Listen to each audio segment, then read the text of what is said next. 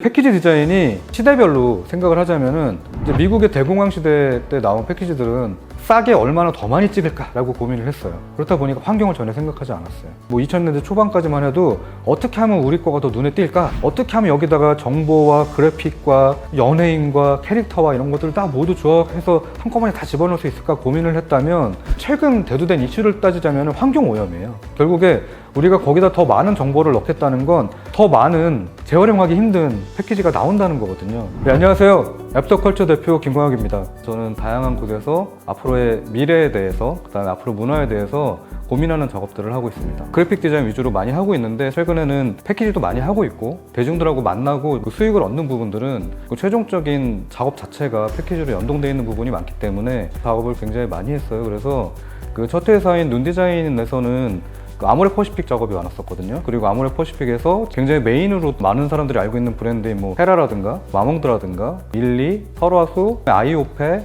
미장센 같은 작업들은 굉장히 많이 참여를 했고요. 저는 이제 최근에도 홈플러스라든가 롯데마트라든가 이런 데 가면은 항상 들리는 코너가 그 치약 코너를 꼭 가보거든요. 왜 가냐면, 제가 그 작업을 했을 때가 2003년 한 2005년 그 정도 작업을 했었는데 메디안 패키지가 아직도 바뀌질 않았어요.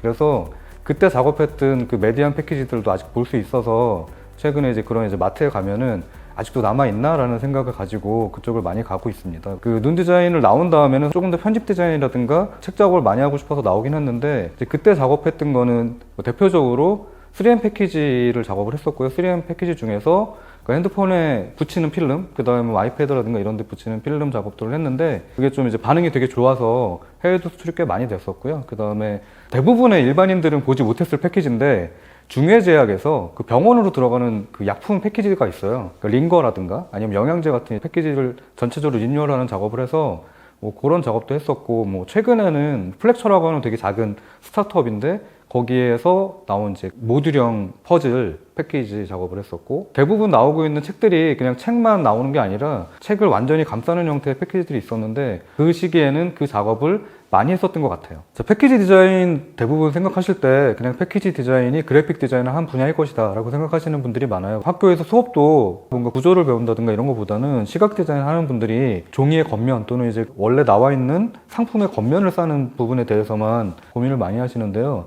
사실은 이 패키지 디자인은 구조부터 생각해야 되는 부분이고, 디자인의 한 4가지 정도 부분이 모두 다 합쳐져 있는 부분이기 때문에 이게 총체적인 디자인이라고 할 수 있어요. 최근에 이제 미국이라든가 유럽이라든가 이런 데서 많이 연구되고 있는 디자인 분야긴 한데, 여러분들 아마 UX라고 하는 부분은 많이 들어보셨을 거예요. 이 UX는 유저의 경험이잖아요. 그래서 굉장히 넓은 분야를 얘기하는 건데, HX라고 하는 이 총체적 경험 디자인 같은 경우에는 서비스 디자인, 환경 디자인, 그 다음에 UX 디자인, BX 디자인 이런 부분까지 모두 다 포함해가지고 총괄하는 부분이기 때문에, 이 패키지라고 하는 거는 그 HX에 가장 적합한 구조를 가지고 있어요. 패키지는 마지막에 디자인이 나와서 만나게 되는 공간이 오프라인이에요. 그렇다 보니까 사람들하고 직접적으로 만나야 되고, 이 패키지를 통해서 사용자가 어떤 경험을 얻어야 되는가에 대해서 굉장히 많은 부분 고민을 해야 되거든요. 패키지에는 기업의 로고가 들어가죠. 그 다음에 상품명이 들어가잖아요. 그리고 안에 그래픽이 들어가고, 굉장히 많은 양의 정보를 모두 다 여기서 표기를 해줘야 되기 때문에 디자이너 분들이 항상 고민을 하고 있는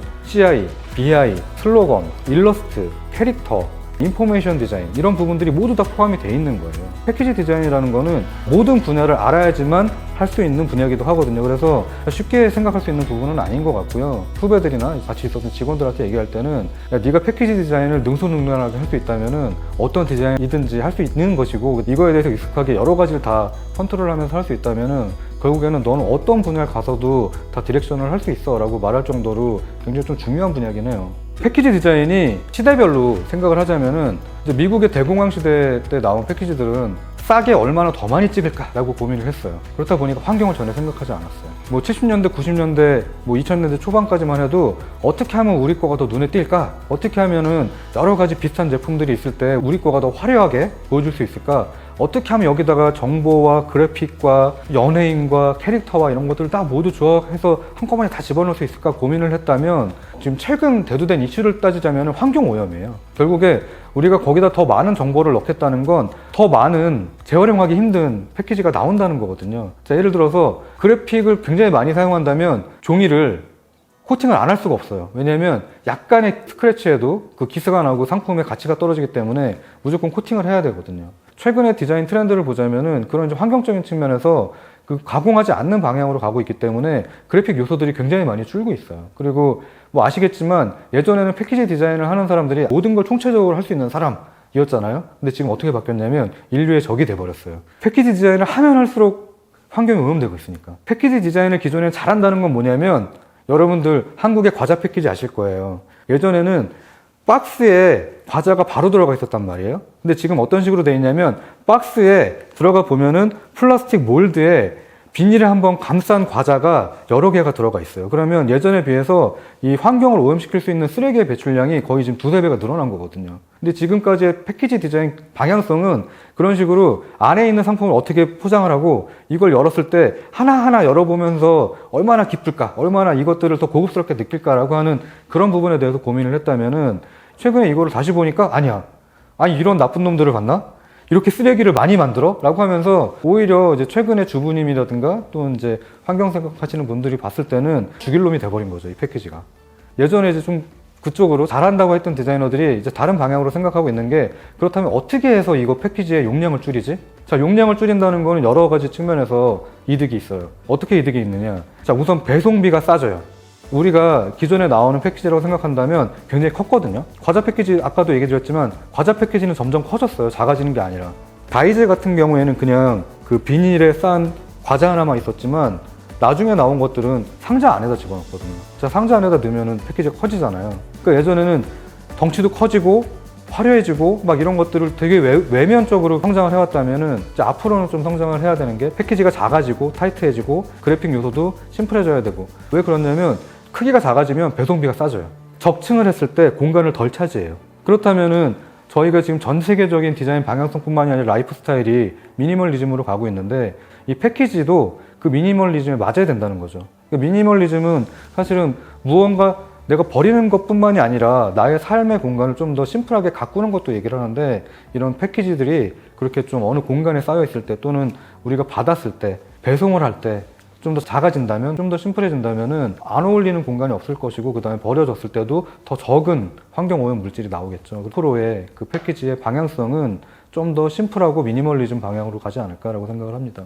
뭐 이거는 옛날의 기억이긴 한데 저 대학교 때 교수님들하고 되게 많이 싸웠거든요. 교수님들하고 싸우게 된 이유가 뭐냐면 제가 이해를 못하는 부분들에 대해서 자꾸 수업에서 이렇게 해라 저렇게 해라 하시는 부분들이 많은 거예요. 그 중에서 하나가 뭐였냐면 친환경 패키지를 만들어라 했어요. 그게 이제 거의 한 20년 전인데 제가 고민을 해보니까 그러니까 비닐이 들어가는 포장을 하면 안 될 것 같아. 그리고 종이를 접어서 지기 구조로 만드는 형태로 하면 안 될 것 같아. 그래서 생각해낸 게 옛날에 우리 어렸을 때 초등학교 때 종이탈 만들잖아요. 그래서 종이탈 모양으로 이렇게 잘 만들면 플라스틱처럼 몰드가 나오지 않을까? 그래서 식품 패키지를 그렇게 만들 수 있지 않을까? 라고 해서 막 여기저기 수소문해서 찾아보니까 해외엔 이미 그런 것들이 나오고 있는 거예요. 그래서 교수님한테 그걸 디자인을 싹 해가지고 자료 모아서 보여드리니까 교수님이 그건 하면 안 돼 이러시는 거예요. 이거는 포장 디자인이 아니야. 포장 디자인이 아니라는 게 도대체 무슨 얘기십니까? 해외는 다 이런 방향으로 바뀌고 있는데요 라고 얘기를 했더니 하시는 얘기가 이 패키지 디자인이라는 거는 사람들한테 이쁜 걸 보여줘야 되는데 지금 네가 만든 형태는 이쁘지 않아 라고 얘기를 하시는 거예요. 너는 그러면 이거를 만들었을 때 이게 지금 국내에 공장이 없는데 공장을 만든다는 생각은 안 해봤냐 이렇게 얘기를 하시더라고요. 그렇게 생각을 하면 우리가 해볼 수 있는 게 아무것도 없는 거예요.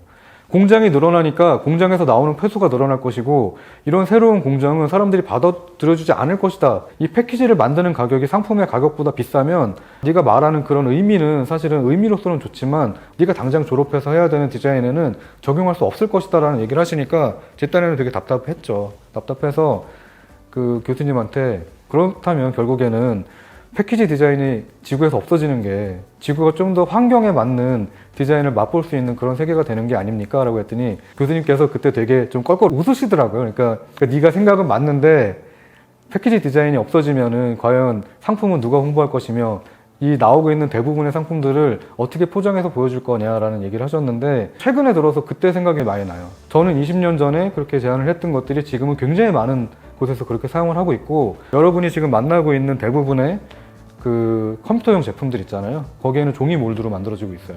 샐러드라든가 이런 걸로 만나는 그 그릇 중에 좀 비싼 것들은 대부분 다 종이 몰드를 압축해서 사용하고 있거든요. 그 옛날에 뭐 공장을 만들어야 되고 비용이 많이 들어가야 되고 이런 부분에 대해서 고민을 했다면 지금은 뭐 비용이 조금 더 들어가더라도 그런 것을 쓰는 게 맞다라고 하는 방식으로 바뀌고 있기 때문에 어렸을 때 생각했던 부분들이 틀리지 않았구나라고 하는 계기가 되고 있죠.